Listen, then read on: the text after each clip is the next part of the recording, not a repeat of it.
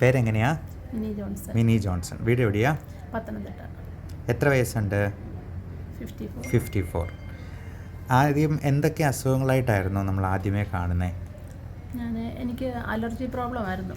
Dust allergy, കണ്ണ് ചൊറിച്ചിൽ, മൂക്ക് ചൊറിച്ചിൽ, തൊണ്ടകാറിൽ, അങ്ങനെയൊക്കെയുള്ള കുറേ പ്രശ്നം ഉണ്ടായിരുന്നു. പിന്നെ ലങ്സിൽ കഫത്തിൻ്റെ പ്രശ്നം ഉണ്ടായിരുന്നു.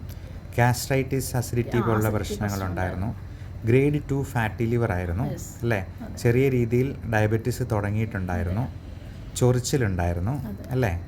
നമ്മളിപ്പം അലർജി ടെസ്റ്റ് ചെയ്ത് കറക്റ്റ് എന്തൊക്കെയാണ് അലർജി എന്ന് കണ്ടുപിടിക്കുമായിരുന്നു അല്ലേ? മാത്രമല്ല മിനി ജോൺസൻ്റെ IG ലെവല് അന്ന് നോക്കിയപ്പോൾ 3000-ന് മുകളിലായിരുന്നു അല്ലേ? നമ്മളതിന് ശേഷം അലർജി ടെസ്റ്റ് ചെയ്ത് ഇമ്മ്യൂണോതെറാപ്പി സ്റ്റാർട്ട് ചെയ്യുകയും ഇപ്പോഴത്തെ IG ലെവൽ എത്രയാണ്? 270 അത് കുറഞ്ഞിട്ടുണ്ട്. അപ്പം നല്ല പോലെ IG ലെവൽ കുറഞ്ഞിട്ടുണ്ട്. 3000-ന് മുകളിൽ എന്നേ നമുക്ക് റിപ്പോർട്ട് കിട്ടിയിട്ടുള്ളൂ. അത് എത്രയാണെന്നുള്ളത് അവർക്ക് പോലും തിട്ടപ്പെടുത്താൻ പറ്റാത്തത് കൊണ്ടാണ് അങ്ങനെ ഇട്ടിരിക്കുന്നത്. അതുപോലെ HbA1c ആണെങ്കിലും 6.2 ഉണ്ടായിരുന്നു. അപ്പം ആദ്യത്തേൽ നിന്നും ഒത്തിരി മാറ്റമുണ്ടല്ലേ? ഇത് ആരാണ്? മകളാണ്. മോക്കും അപ്പം അലർജി ടെസ്റ്റ് ചെയ്യാനും ഇമ്മ്യൂണോതെറാപ്പിയും ചെയ്യാനായിട്ട് വന്നതാണല്ലേ? മോക്ക് എന്തൊക്കെയാണ് ബുദ്ധിമുട്ടുകൾ അലർജിയുടേത്? എനിക്കിപ്പോൾ അതൊക്കെ ചെവി ചൊറിച്ചിൽ, ഫാരഞ്ചൈറ്റിസ് ഉണ്ട്, ഇടയ്ക്കിടയ്ക്ക് ഫാരഞ്ചൈറ്റിസിൽ പ്രോബ്ലം ഉണ്ട്, പിന്നെ ഗ്യാസ്ട്രൈറ്റിസ് പ്രോബ്ലം ഉണ്ട്. അപ്പം അങ്ങനെയൊക്കെ പലപ്പോഴും ഈ ഫുഡ് അലർജി, ഫുഡ് ഇൻടോളറൻസ് അത് അലർജി മൂലമാണെന്നുള്ളത് പലർക്കും അറിയില്ല. നമുക്ക് പറ്റാത്ത ഫുഡ് ഉള്ളിലോട്ട് ചെല്ലുമ്പോൾ നമ്മുടെ ആമാശയത്തിലും കുടലിനുള്ളിലുമൊക്കെ ചുവന്ന് തിണർത്ത് വരികയും അൾസേഴ്സ് ആയിട്ട് വരികയും ഒക്കെ ചെയ്യും. ഇത് തന്നെ നമുക്ക് ഗ്യാസ്ട്രൈറ്റിസ്, അസിഡിറ്റി, നെഞ്ചെരിച്ചിൽ, പുളിച്ചു തകട്ടൽ തുടങ്ങിയ പ്രശ്നങ്ങളും, കോൺസ്റ്റിപ്പേഷൻ, പിന്നെ ഈ പൈൽസ്, ഫിസ്റ്റുല പോലുള്ള നമ്മുടെ വാ മുതൽ മലദ്വാരം വരെ എവിടെ വേണമെങ്കിലും ഇതിൻ്റേതായിട്ടുള്ള ഇൻഫ്ലമേഷൻ ഉണ്ടാകും. അതുമാത്രമല്ല ശരീരത്തിൻ്റെ ആകമത്തുള്ള നീർക്കെട്ട് കൂടാനായിട്ടും കാരണമാകും.